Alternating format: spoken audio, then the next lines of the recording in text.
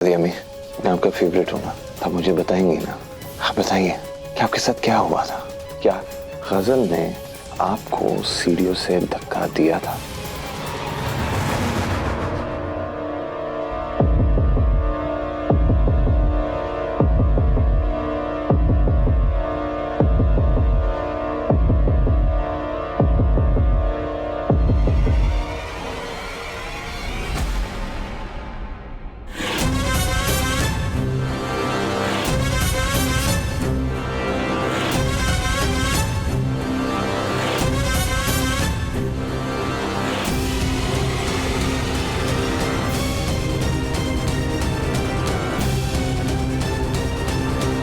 जब दादी अम्मी एक बार पलक झपकाएंगी उसका मतलब हाँ है, और जब 2 बार झपकाएंगी उसका मतलब ना है।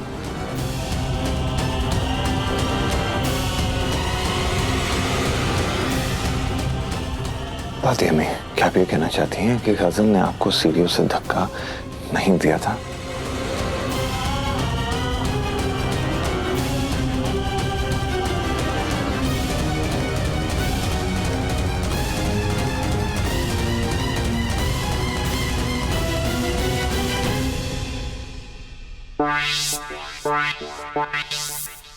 या अल्लाह, ये बाजी कैसे पलट गई? जरूर गजल की चाल है, मगर इसने किया क्या? नहीं नहीं नहीं, नहीं ऐसा नहीं हो सकता। दादी अम्मी, आप ऐसा क्यों बोल रही हैं? आपने तो खुद मुझे बताया था कि गजल ने आपको सीढ़ियों से धक्का दिया था। अब आप अपनी बात से क्यों पलट रही हैं? आप सब कुछ सच क्यों नहीं बोल रही हैं? हाँ दादी अम्मी, बता दीजिए, क्या मैंने आपको धक्का दिया था? तो क्या आपका पैर फिसल गया था और आप सीढ़ियों से गिर गई थी?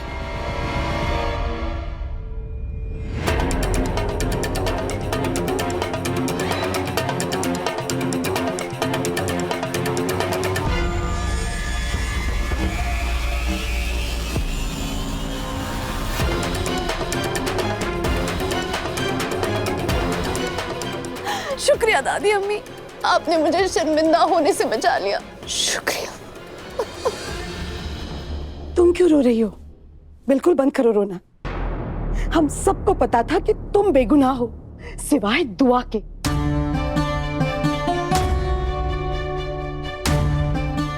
अब तो दूध का दूध, पानी का पानी हो गया ना? नहीं अम्मी, ये लड़की झूठी है, मक्कार है।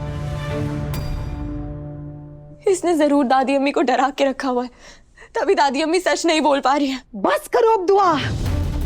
तुम्हारी गैरत भी मर गई है क्या? झूठी साबित हो गई हो तुम, फिर भी टस से मस होने के लिए तैयार नहीं हो। अब अगर तुमने गजल के खिलाफ कुछ भी कहा, खुदा की कसम तुम्हारे लिए अच्छा नहीं होगा। अम्मी, आप तो अच्छी तरह जानते हैं कि दादी अम्मी की सहनी हालत बहुत नाजुक है, और दुआ भी दादी अम्मी के लिए कितनी परेशान है। तो ऐसा भी तो हो सकता है ना कि इतनी परेशानी में उसने दादी अम्मी के इशारों को गलत समझ लिया हो। तो आप सब लोग ही दुआ के खिलाफ हो गए हैं, ऐसे ब्लेम करने लग गए हैं। हैदू, लेकिन कितनी बार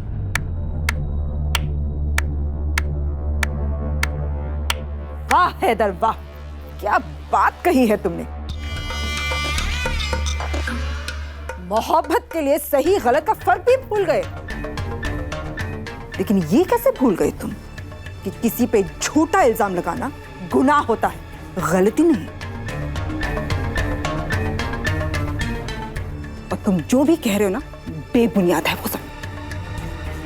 अम्मी सारी बातें समझ रही है, लेकिन अपने गिरने की बात नहीं समझ रही। ये कैसे हो सकता है? समझाओ तो मुझे। ये मुझे आपको समझाने की। बस।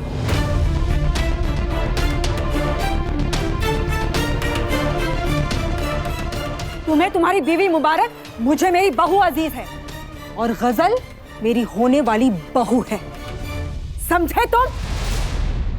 आज के बाद गजल के किरदार पर उंगली उठाने वाले को मेरे कहर का सामना करना पड़ेगा।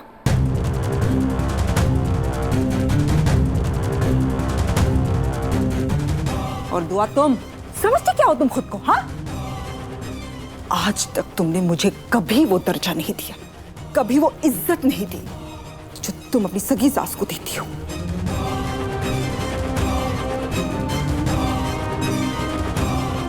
मुझे उसकी जरूरत भी नहीं है, उसके लिए मेरी गजल ही काफी है।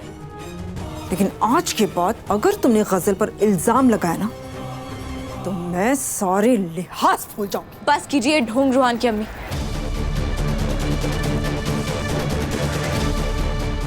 मक्कारी करना तो कोई आपसे सीखे। दुआ, नहीं हैदर, बस करो। हैदर मुझे बोलने दीजिए। प्यार, मोहब्बत, ये सारे अल्फाज ना आप पे बिल्कुल नहीं जचते रुहान की अम्मी। आप तो इस घर की बड़ी है ना, यहाँ सब आपके अपने हैं, आपके बच्चे हैं। फिर भी गजल के साथ मिलकर इस घर के खिलाफ साजिशें करती रहती हैं। शर्म आनी चाहिए आपको तो, शर्म। जुबान संभाल के बात करो। चिल्लाइए मत रुहान की अम्मी, चिल्लाना मुझे भी आता है।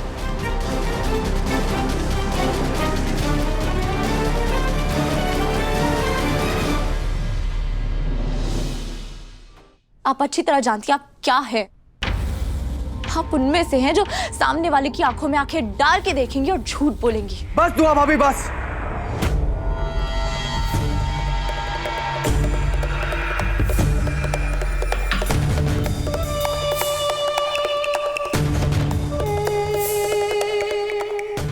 बस अम्मी के खिलाफ एक लफ्ज और नहीं।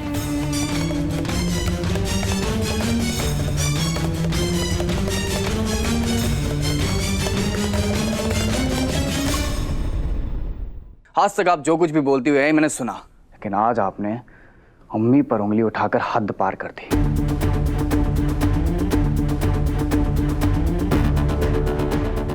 मैं अपनी माँ की बेइज्जती बर्दाश्त नहीं कर सकता।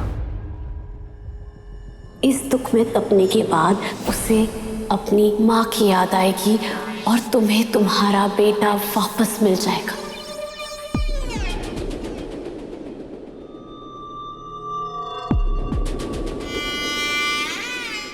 बंद करो अपना ये पागलपन। तुम अपनी भाभी से इस तरह बात करोगे? भाभी हैं इसलिए सख्त जुबान का इस्तेमाल कर रहा हूं, वरना गुस्से का जो आलम है ना, वो मैं बयां भी नहीं कर सकता।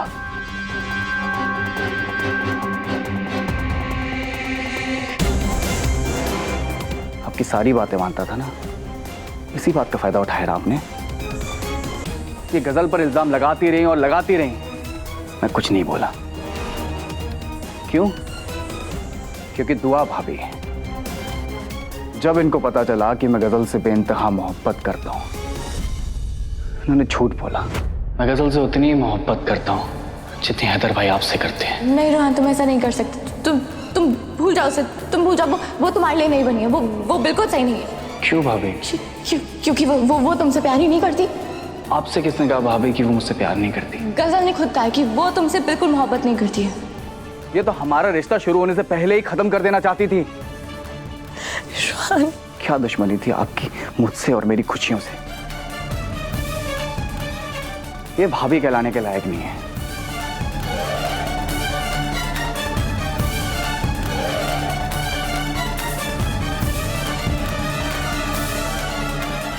इस औरत को मैं अपना दोस्त मानता था, सीक्रेट लॉकर कहता था। ये औरत एक नंबर की झूठी है, मक्कार है।